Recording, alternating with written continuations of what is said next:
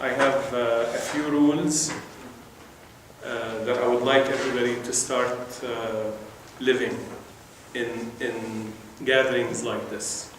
The purpose of gatherings like this is that we get the blessing from Allah subhanahu wa ta'ala. As the Prophet ﷺ says, anytime a group of people sit together, remembering Allah subhanahu wa ta'ala and mentioning Allah and learning about the religion, the angels come and they scrape them, they sort of touch them and bless them. And in another hadith, a column of angels all the way from here till the heavens, the seven heavens. So I want you to take this very seriously. I just want to share with you, it's just a small story to give you an indication of how much difference there is between the traditional Muslim and the person who accepts Islam after deep search. There is a scholar in England, in the United Kingdom, who came to Islam through his study of linguistics, and he discovered that Arabic is quote, the sacred language, meaning the first language that has no mother and no father, literally the first language on earth.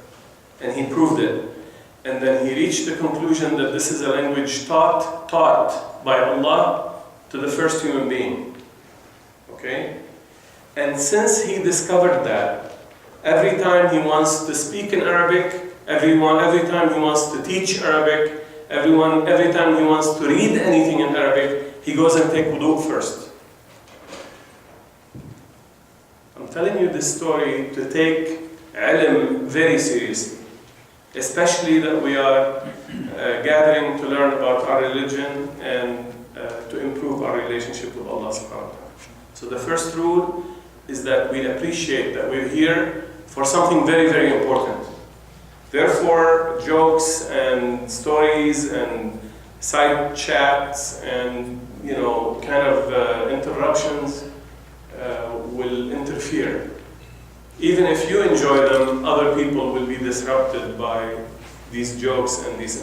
So I want you to take it very seriously, please, for your own sake and for the sake of everybody else and respect of everybody else. Second rule. Anytime you come to a meeting where there is some learning and ilm, bring a notebook and take notes. Because your memory, no matter how young you are and how strong your memory is, it will always fail you. But there is a more important reason for that, which is, as we are listening, you get some thoughts, some ideas. Instead of jumping and saying something right away, write it down. When the opportunity comes to ask a question, you'll have all your notes. So it will help you have patience, right? And it will help you clear your thoughts as you're receiving. Well, right. The third and most important rule. This is the most important rule. So the first one, no interruptions and jokes and take it very seriously. So the second one is, inshallah, in the future, anytime, you go to a gathering where there's some knowledge to be shared, bring a notebook with you and a pen and write down. And this is more respectable than taking notes on a cell phone. Because on a cell phone, somebody may think you're playing. But on a notebook, they understand you're taking notes about what you're listening. The third and most important rule is the following. And this is something that I've experienced for, alhamdulillah, over 30 years that I've been teaching and learning myself. Who knows Ayat al-Kursi? Ayat al-Kursi, raise your hand. It's okay. I'm not gonna check. Just I want to know who knows Ayat al-Kursi. So in Ayat al-Kursi, Allah subhanahu wa ta'ala says, وَلَا يُحِيطُونَ continue بِشَيْءٍ من علمه إلا بما شاء. من علم who?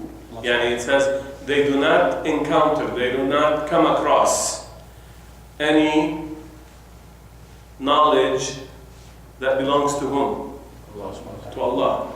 Except by His will. Correct? Yes. That's what the verse means, or that section of the verse. وَلَا يُحِيطُونَ بِشَيْءٍ مِّنْ عِلْمِهِ. So whatever we exchange today will be part of the ilm that Allah subhanahu wa ta'ala has allowed us to have access to. You agree with that, right? Yes, sir. Okay, I'm here to tell you from my first-hand experience after more than 20 and 30 years of learning and sharing, and also the experience of hundreds of scholars who talked about this before me. The person sitting here is the pipeline. The ilm comes from Allah, but is intended for you. Is intended for whom? For you. It's like a rope. You pull. I can't tell you how many times. Wallahi, this happened several times. Without exaggeration, no less than 8 times in my life.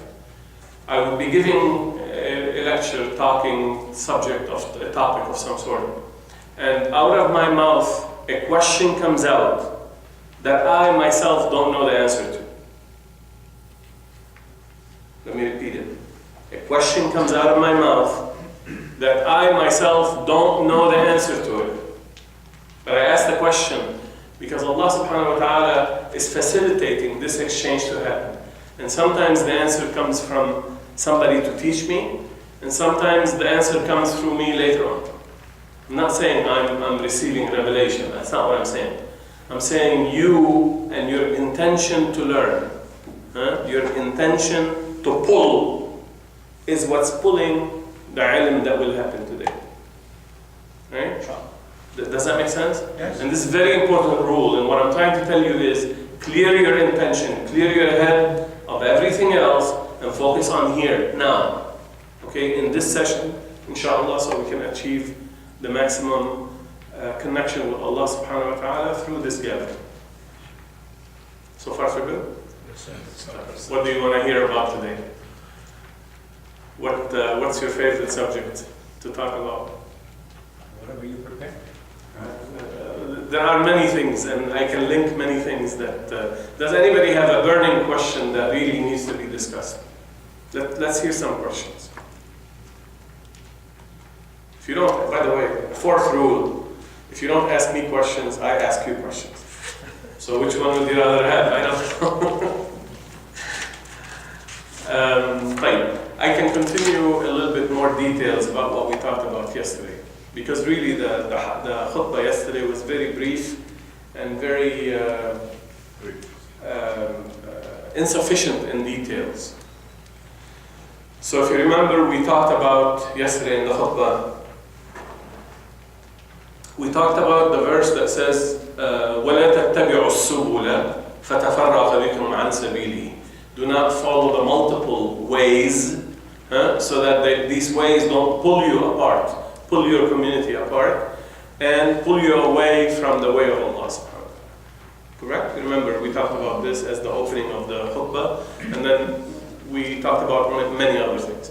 Today I want to kind of dig down into a couple more things. The first one is, what is his sabili? It says, فَتَفَرَّقَ بِكُمْ عَنْ سَبِيلِهِ. It will pull your community away or splinter you away from his way. So what is his way? What is his way? We know it's generally it's Islam, we know that. But what does the Quran mean by his way? And there's a verse, see, this is where it would help if you have notes. If you want some papers, I think you would benefit a lot, because these verses and the way we link them is part of what I would like you to take away today. There's a verse in Surah Yusuf where Allah subhanahu wa ta'ala is concluding the story. The story of Yusuf, very long story, and a very beautiful surah by itself, very unique in so many different ways. And inshallah we will spend a number of lectures talking only about Surah Yusuf. It's by far the most intriguing surah in the Quran. Toward the end toward the end, after the story of Yusuf is completed, the Quran addresses Prophet Muhammad sallallahu alaihi wasallam. So it's no longer talking about Yusuf, it addresses Prophet Muhammad alayhi salatu wasallam.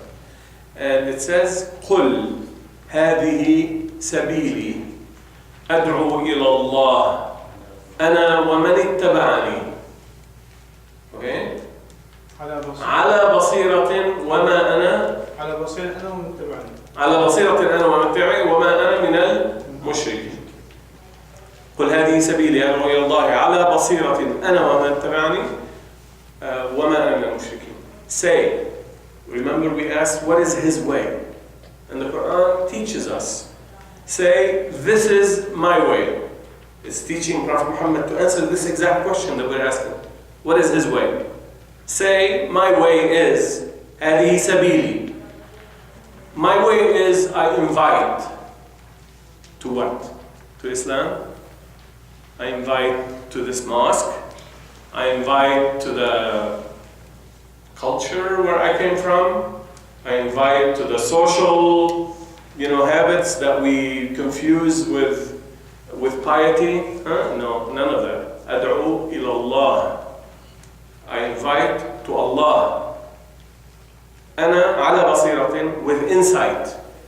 Not just anybody can actually do this da'wah, or follow this way. You have to have insight. And we'll talk more about these details.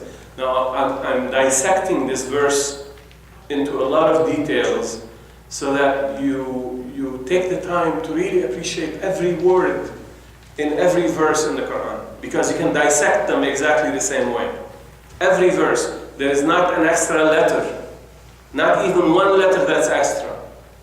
So if you take a verse and you flip two words, you get a completely different meaning, right? If you take out one letter, you get a different meaning, and I'll give you many examples, inshallah, if you want. So, أدعو إلى الله, I invite to Allah. أنا على بصيرة, with insight. Well, what is this insight? We will talk about this. Me and those who follow me. أنا ومن اتبعني. وما أنا من المشركين. I'm not among those who associate with Allah subhanahu wa ta'ala. So many different concepts summarized under the title, This is My Way. The Frank Sinatra song, right? I did it my way, well, let him do it his way. We do it the way of the Prophet sallallahu alaihi wasallam. Our way, his way, the Prophet sallallahu alaihi wasallam way. Okay? So we don't say I did it my way. We want to come to the end of our life, inshallah. When the angels come to receive us, inshallah, they will be spreading their arms to receive us instead of beating us to receive us. We want to say we did it the way of the Prophet sallallahu alaihi wasallam, as the Prophet, as the Quran teaches us. لَقَدْ كَانَ لَكُمْ فِي رَسُولِ اللَّهِ أُسْوَةٌ حَسَنَةٌ. In the Prophet of Allah subhanahu wa ta'ala, in the Messenger of Allah, you have the best example to follow. You have the best model to appreciate how to live, to really practice the best life. Uswa, the best you can be, the best model. So that's his way. That's what Allah is teaching us, is teaching the Prophet to do, and that's what our way. Now, I hope you can appreciate that so far I've said a lot. I'm going to shock you a little bit with one simple question. One simple question. Can you visualize, take a few seconds here, okay? The group of us who are here. Take a few seconds and visualize a group of non-Muslim American college students walking in right this minute, right this second. What do you think they will see? And will they find a welcoming environment? Will they find people who know how to address them and address their mentality and deal with their needs, deal with the struggles that an average American young person is suffering from in this society? Can we have something to offer these people? I bet you the answer is no. We're not. We're not even ready for this. That means we're not even aware of the way of the Prophet ﷺ. Even worse. What if this group of young non-Muslims are greeted by someone who is still living the Islam of Yemen, or the Islam of Lahore, or the Islam of Beirut, where I come from. And each one of those cities has its own flavor of Islam, right? And they try to represent all of Islam based on what they're familiar with. Would they be inviting to Allah or inviting to Beirut or Lahore or Yemen? Second. The last one, right? So it takes insight to invite to Allah. So I always tell people that, if you're a physician and you receive a patient, and you need to deliver medicine, right? One of the essential questions the doctor has to ask is, what type of delivery mechanism can I use to get this medicine to help my patient, to give this medicine to my patient? Is it through a subdermal injection, under the skin, or here sometimes, Is it, intravenous, IV? Is it a pill? Maybe they can't swallow. Is it a drop? Is it a suppository? Correct. There are many ways of delivering the same medicine, correct? Yes. Am I right or am I wrong? Right. So who chooses? This is what insight is. The second part of insight is, what is the purpose? Why am I talking about Islam to this group of young people who walk in and who may be interested in learning about Islam? Why do I want them to know about us and to understand Islam? I'm going to give you possibilities. Possibility number one, because I want to feel satisfied that there are Americans who are becoming like us. Right? The Tarzan thing. Is that inviting to Allah? What is this inviting to? To our sense of pride, right? Even worse, to our sense of what? Ego. Worse than ego. Ignorant. Ignorance, more than ignorance. What? Takabbar. It's the sense of the inferiority complex that we have. It's trying to deal with the inferiority complex that we need some evidence from the other that what we have is good. So we become happy when an American person, non-Muslim American person, walks in and embraces Islam. Am I right or am I wrong? Yes, sir. There is a sense of inferiority that we're trying to heal. That's wrong. Because Allah subhanahu wa ta'ala tells us, وَلَا تَهِنُوا وَلَا تَحْزَنُوا وَأَنْتُمُ الْأَعْلَوْنَ إِن كُنتُم مُؤْمِنِينَ. Do not weaken and do not be sad, for you are the upper one, you are the higher one, if you are truly believers. وَلَا تَهِنُوا وَلَا تَحْزَنُوا وَأَنْتُمُ الْأَعْلَوْنَ إِن كُنتُم مُؤْمِنِينَ. إِن كُنتُم مُؤْمِنِينَ. If you are truly believers. So we invite to the way of Allah subhanahu wa ta'ala not to heal our sense of inferiority, not to feel proud to brag about it to our cousins and our aunts and our neighbors, Muslim neighbors, and none of that. We invite to the way of Allah subhanahu wa ta'ala because we genuinely want to practice the same mercy that the Prophet ﷺ practiced toward all of his enemies during his life. He invited them despite the fact that they were hurting him and throwing rocks and weapons and stuff like that. As one famous teacher taught me, He says, be like the fruit tree. Be like a fruit tree. People throw stones at you, and you throw back sweet fruits. So we treat everybody in this society as a potential Muslim. This has to be part of our vision. This has to be part of our understanding of what in the world are we doing in Victorville. What are we doing? That's what we're doing. We are here as part of what the Prophet ﷺ was sent with, which is mercy to mankind. وَمَا أَرْسَلْنَاكَ إِلَّا رَحْمَةً لِلْعَالَمِينَ. So is this place offering rahmah to Victorville?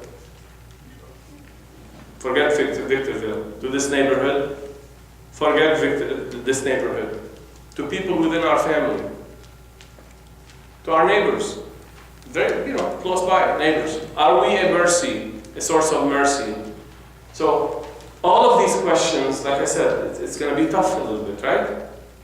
Is that okay? Yeah. Mm-hmm. But we really need to realign our compass. Realign what in the world are we doing? Are we here to collect money? Are we here to buy a few more furniture? A better car? To put our kids in a better college? Yeah, those are important things, but really this is why we're here. This is why you are the tip of the arrow of Islam that Allah subhanahu wa ta'ala sent to this country, to this city, this group. Really? This is what you want to be? Or you want to be in the footsteps of the Prophet sallallahu alaihi wasallam? In the same mission, the same vocation. You know what the word vocation means? The word vocation means, what's my primary occupation and purpose for life? What's my primary vocation? So what's the vocation of this masjid, of this community center? That's sabili. أدعو إلى الله على بصيرة. أدعو إلى الله على بصيرة أنا ومن اتبعني. I invite to the way of Allah, not to my way, not to the way of my father, not to feel good with my wife. So putting the sisters in the back room when the young American students walk in is not going to invite them to Islam. Am I clear or not? Am I clear or not? Anybody wants to argue with me? No, sir. From now on, this should not be acceptable. The sisters should be as much with us, as much a part of our community, just like they were during the days of the Prophet ﷺ. Just like they still are around the Kaaba, shoulder by shoulder with us, not behind us. That's not inviting to the way of Allah subhanahu wa ta'ala. That's inviting to the way of wherever we learn these bad habits from. So either we give them away, give them up, or we are inviting to those old ways. So you have to choose. Ala basira, with insight. Which Islam do you want to invite to? The Islam that's traditional in the sense that it's full of complexes and wrong ideas, or the type of Islam that would fit in this society? Fits. So we go back to the medicine. We don't deliver the pills with the glass bottle and tell the patient to swallow the whole thing, right? We take one pill from the glass bottle and give it to the patient. And if he cannot handle the pill, we give him an injection. We give him an IV. We give him any other way. Sometimes you deliver medicine using cream, right? There's a type of magnesium treatment that's done with cream. You put cream on the skin. So there are many ways of delivering the message. But the important thing is the message. That they receive this message, their heart opens up, they see that in this message is mercy for them, not pride for me. Wow. Yes, sir. So this is sabili.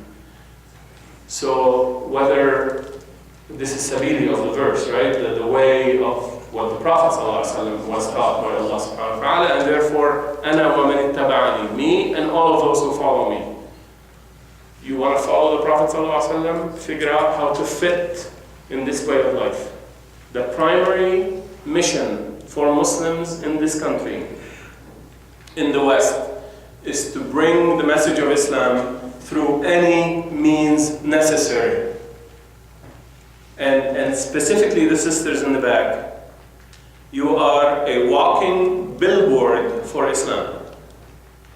So we need to focus on supporting our sisters in any way we can. Because for every person that sees you and may recognize you are a Muslim, there are hundreds who see her will know that she is a Muslim. So if she is representing Islam in a pure and correct way, she is representing all of us. Therefore, we don't hide them in the back.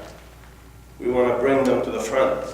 They are a lot more effective marketing and advertising for Islam than we are, than the rest of the men in this community. Am I wrong or am I right?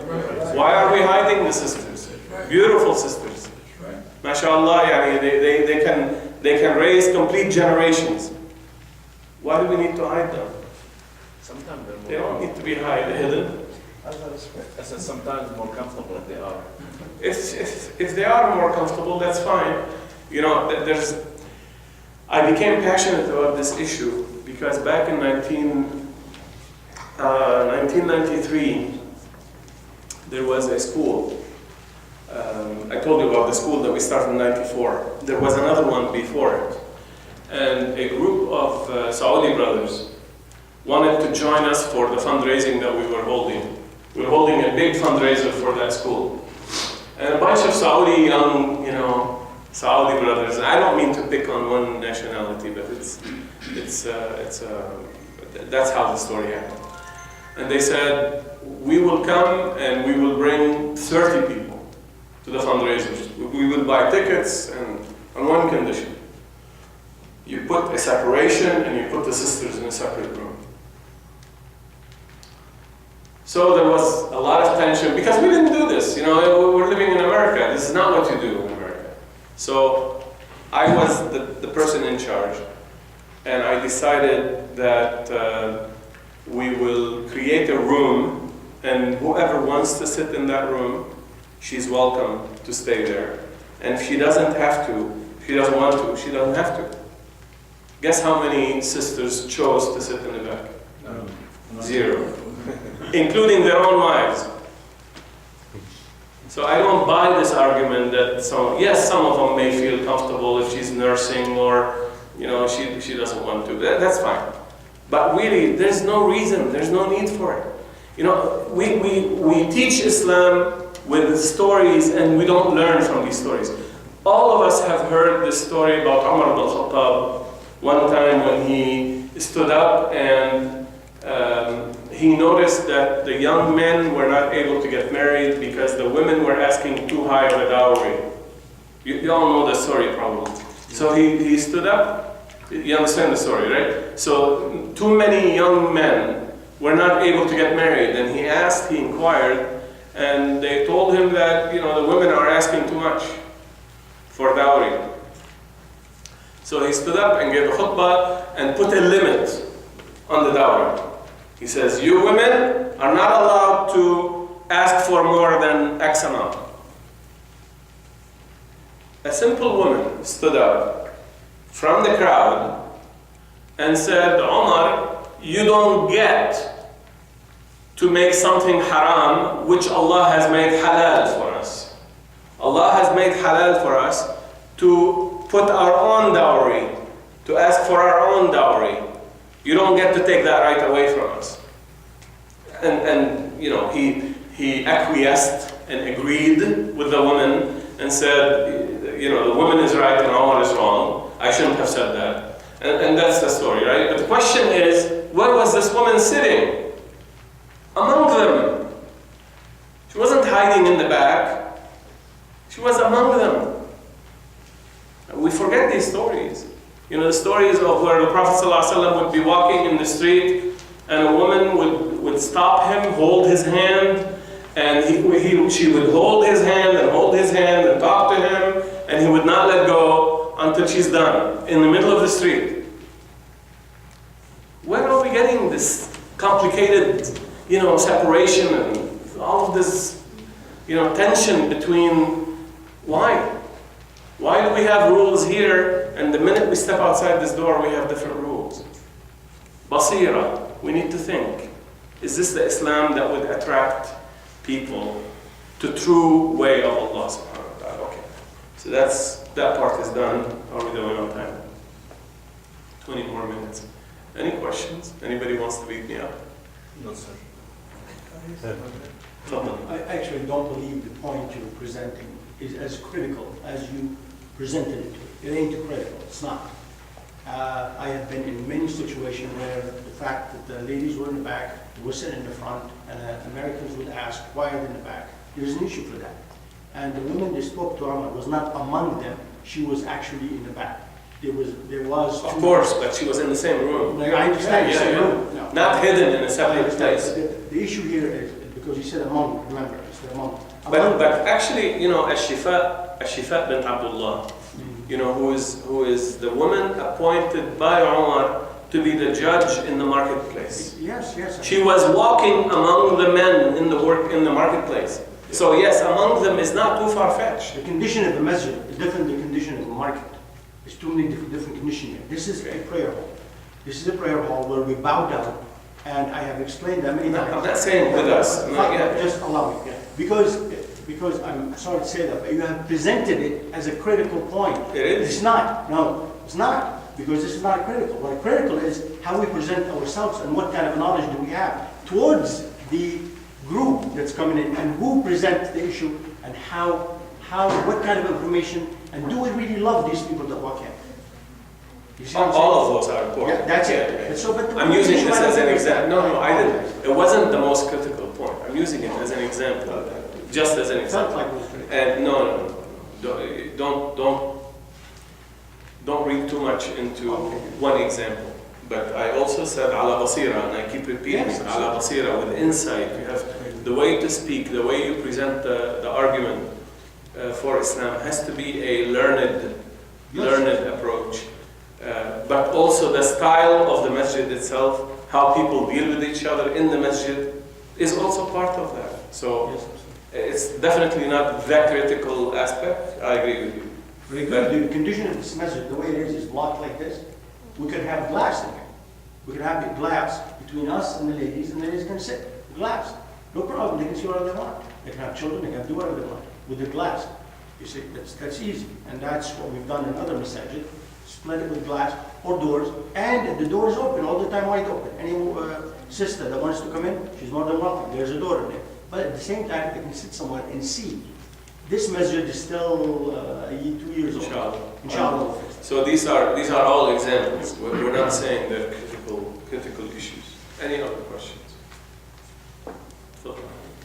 The difficulties I always have on our imams, abroad or here, okay, in the khutbah, they always قال عمر وقال أبو بكر وكان أبو ذر. That bothers me a lot. Okay? My question, where are we from those fathers? Okay? Why don't our Aimma focus on our struggle, among each other, respecting each other, the things we are living with on daily basis. Every time in Jordan and Saudi Arabia, wherever I am, that's all what they say. And I don't know, is it a curse? Why don't they move to the next step? So let's, if you could ask the question in a way that we can, move forward. The Aimma, they need to start address issues we are facing now. I understand, but what do you want me to do? Do you want me to stop with that? No. I want your input. Okay. to us, to the community, what do you think of that? Inshallah. The challenge is that any group of people who come together to achieve X, to achieve something, right? They have to define what that something is. So that's where I'm starting today. Saying, what is our way to achieve what? And the answer from the Quran is, أدعو إلى الله, not إلى Umar, not إلى Abu Bakr, not إلى even Muhammad. Even Muhammad was asked not to invite to yourself, invite to Allah. Let me repeat it again. Even the Prophet ﷺ was taught, this is what the verse says. قل, say. قل يا Muhammad, say. هذه سبيلي, this is my way. أدعو إلى الله, I invite to Allah. So it's very clear. So we have to have a mission. We have to have a mission. The mission has to permeate everything we do. In other words, when we create organizational strategies, when we put the vision and the mission and the goals and the plans and all of this stuff, we start with the mission. The mission is, what are we here to do? What are we here to achieve? Right? Not just the goals, but the primary, mission, the way. The Quran calls it the way. And the answer is to invite to Allah. There is nothing more important. So you wanna have your children follow in your good path, invite to Allah, not to your culture. Not to your culture. Invite to Allah. So you have to go back to the Quran and relearn, what does Islam mean for a young person living in this country? Not in Beirut or Jordan or Lahore or Ghana or Nigeria or whatever. Because those answers are totally different than here. In here, what does Islam mean? We have to relearn this. We have to be able to shed the old facts, what we think are facts, and start thinking. So to be a Muslim engaged in da'wah to Allah in here takes a lot of thinking, takes a lot of relearning. There is a person called Alvin Toffler. I don't know, has anybody heard of Alvin Toffler? He's a futurist who was very much a forward thinker, and he was invited by the government of South Korea about 30 years ago to help South Korea become what it became today. And he has a famous famous saying that he was asked, who does the 21st century belong to? And he says, the illiterate of the 21st century is not going to be the person who cannot read and write. The illiterate of the 21st century is going to be the person who cannot learn, unlearn, and relearn. That's the illiterate. Let me repeat it again. The illiterate today is not someone who cannot read and write. The illiterate is someone who cannot unlearn what he used to know and learn new things. So a lot of us need to rethink, what does Islam mean in this time and age, in this place? Seriously think and come up with creative ideas how to approach. I'm going to take your question just 1 second. This verse that I talked about, وَلَا تَتَّبِعُوا السُّبُلَ فَتَفَرَّقَ بِكُمْ عَنْ سَبِيلِهِ. You know how I taught it to some young kids? The same concept in a youth group. They know the Wizard of Oz movie, right? You familiar with the Wizard of Oz? Yeah? The Dorothy, right? The yellow brick road. And what happens when she got off the yellow brick road? She got into all sorts of trouble, right? She got lost, correct? And she was met with all sorts of weird characters that distracted her from what? from her uncle to go. So this straight path that she was supposed to follow, when she did not follow it, it took her in the wrong direction and caused all sorts of problems. And almost every story, every movie, you can pick up something like this and extract some sort of symbolism, that you can impart to a child and relate it to an Islamic concept. Every movie. So, is that something that we can do? Yeah, it's not the Sunnah of the Prophet ﷺ. There are no movies. There were no movies during his time. But is this something that we can do? This is insight that we can use to invite to the way of Allah subhanahu wa ta'ala? You betcha. Makes sense, right? Good question, sir. Before that, we need to do the adhan. Let's do the adhan first. طيب بس خلينا ناخذ one question إن شاء الله. We should do the adhan first. I think just to start. خليها مشكلة.